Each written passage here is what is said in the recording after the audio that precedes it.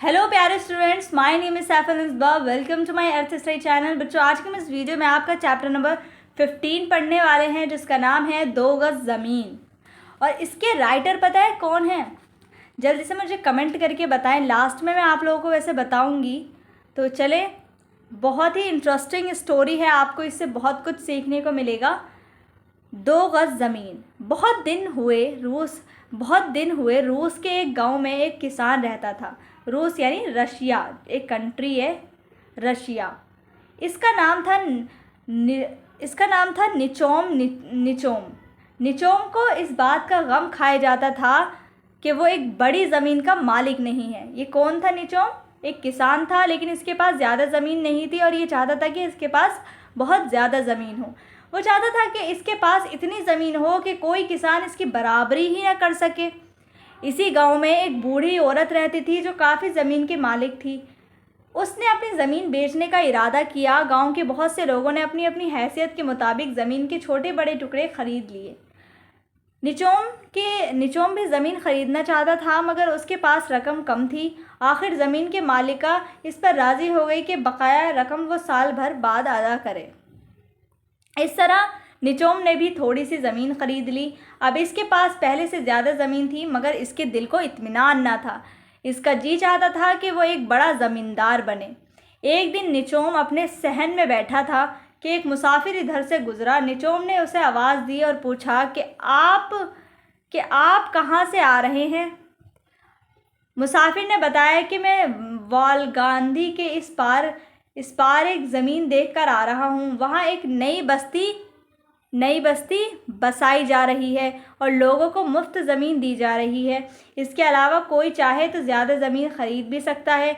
निचोम के तो दिल की मुराद जो है वो बराई यानी पूरी हो गई। वो अपनी ज़मीन और मकान बेच के वहाँ चला गया और सरकार से मिलने वाली ज़मीन के अलावा मज़ीद ज़मीन ख़रीदकर एक बड़ी ज़मीन का मालिक हो गया। उसने गांव की बूढ़ी औरत को बकाया रकम भी अदा कर दी। नई जगह पर निचोम की दोस्ती नए लोगों से हुई। इनमें से कई ऐसे थे जिनके पास निचोम से ज़्यादा ज़मीन थी। चुनांचे उसे अपनी ज़मीन फिर छोटी लगने लगी। एक दिन एक ताजिर से निचोम की मुलाकात हुई। वो ताजिर मुख्तलिफ़ इलाक़ों में जाकर अपना माल बेचता था। उसने निचोम को बताया, यहाँ से दूर बाशिकरों के इलाके में ज़मीन बहुत सस्ती है। बाशिकरों के पास ज़मीन बेहिसाब है, मगर वो खेती बाड़ी करना नहीं चाहते। बाशिकर यानी रूस के एक कबीले का नाम जो मवेशी पालता है। ठीक है, बाशिकर तो मवेशी पालते हैं। मगर वो खेती बाड़ी करना नहीं चाहते, मवेशी पालते हैं, इसलिए ज़मीन बहुत सस्ते दामों पे बेच देते हैं। ये लोग बहुत सीधे साधे हैं। अगर इनके लिए तोहफे ले जाओ तो वो और खुश हो जाएंगे। ये सुनकर निचोम की बाँछें खुल गईं। ठीक है, निचोम की क्या थी? बाँछें खुल गईं और वहाँ के लिए रवाना हो गया। इसने बहुत से तोहफे तहाइफ खरीदे और एक नौकर को साथ लेकर बाशिकरों के इलाके की तरफ चल पड़ा। 7 दिन और 7 रात का सफ़र करने के बाद उनकी घोड़ा गाड़ी बाशिकरों के इलाके में पहुंच गई। तोहफे पाकर बाशिकर बहुत खुश हुए और निचोम का शुक्रिया अदा करके पूछा, हम आपकी क्या खिदमत कर सकते हैं?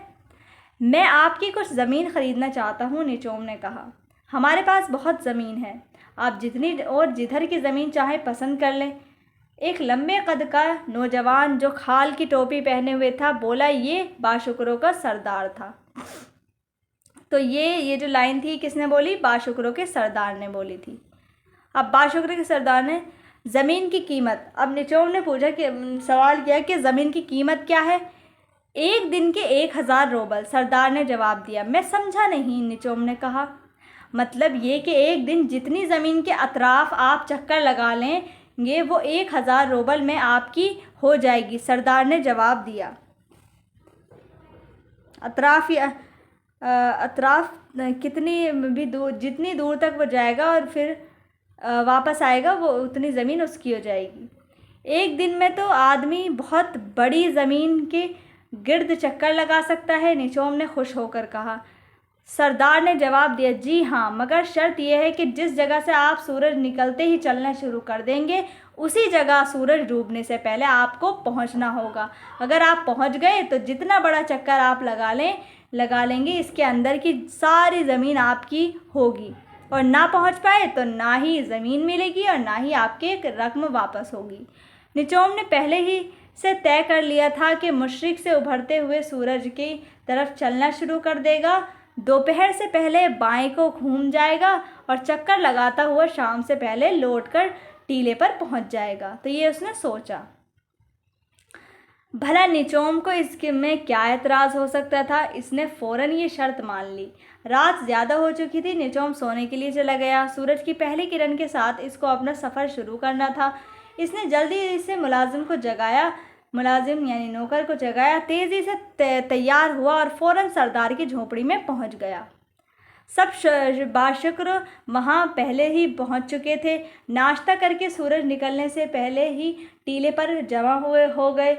निचोम को यहीं से अपना सफ़र शुरू करना था। सरदार ने इससे 1000 रूबल लेकर अपनी टोपी में डाले और फिर टोपी ज़मीन पर रख दी। चुनांजा उधर सूरज ने मुशरिक़ से झाँका और उधर निचोम ने अपना पहला कदम उठाया। उसके पीछे पीछे कई बाशुक्र ज़मीन में घोंटियाँ गाड़ते चले आ रहे थे। तकरीबन 5 किलोमीटर तक वो एक ही रफ्तार से चलता रहा, न बहुत तेज़ न बहुत आहिस्ता। इतनी दूर चलने के बाद इसके जिस्म में गर्मी आ गई। इसने अपनी बास्केट की बटन खोल दिए और ज़रा तेज़ चलने लगा। कोई 5 मील और चलने के बाद उसे थकन महसूस होने लगी। सूरज भी अब काफ़ी ऊपर आ गया था और इसकी किरणें आँखों में चुभने लगी थी। निचोम ने सोचा कि कोई 5 मील सीधा चलने के बाद वो बाएं तरफ मुड़ जाएगा और सूरज के ऊपर आते ही वापस का सफ़र शुरू कर देगा। मगर वो जितना आगे बढ़ता जाता था इतनी ही हरियाली और ऊंची घास उसे नज़र आती थी। इसका मतलब ये था कि आगे की ज़मीन ज़्यादा ज़रख़ेज़ है, यानी उपजाऊ है, यहाँ ज़्यादा पैदावार होगी। वो लालच में आकर बढ़ता गया और बाएं तरफ मुड़ना ही भूल गया।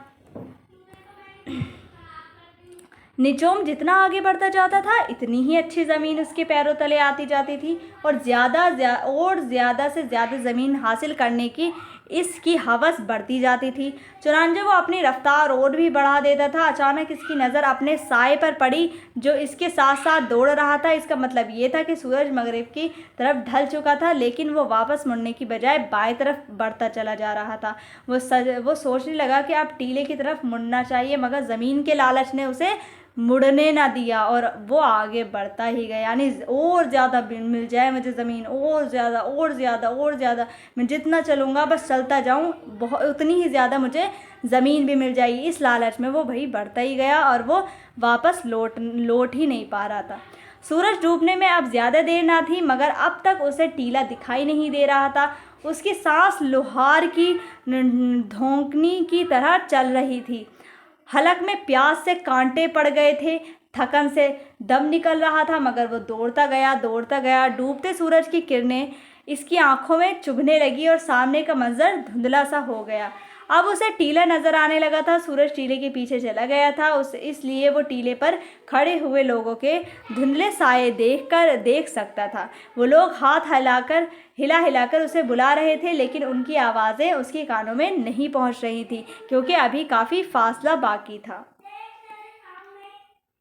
निचोम ने अपनी रफ्तार और भी तेज़ कर दी। जैसे जैसे टीला नज़दीक आता गया उसकी जद्दोजहद भी तेज़ होती गई, लेकिन अब पैर उसके साथ नहीं दे रहे थे। इनसे खून रसने लगा, यानी बहने लगा। कानों में सीटियाँ सी बजने लगी थी। दिल बहुत तेज़ी से धड़क रहा था, दम फूलने लगा था और जिस्म पसीने में शराबोर था, मगर वो रुक नहीं सकता था। उसे एक बहुत बड़ी ज़मीन का मालिक जो बनना था।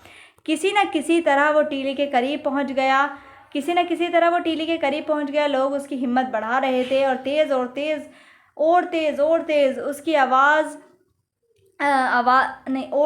तेज़ की आवाज़ें उसके कानों में गूंजने लगी। वो टीले पर चढ़ने लगा। सरदार की टोपी उसे साफ दिखाई दे रही थी। फिर वो जान तोड़कर दौड़ने लगा, लेकिन तेज़ी से टीले पर चढ़ना आसान ना था। वो बार बार ठोकरें खा रहा था। उधर सूरज किरणें टोपी की किनारों को छू रही थी। वो अचानक अचानक निजोम ज़बरदस्त ठोकर खाकर गिर पड़ा।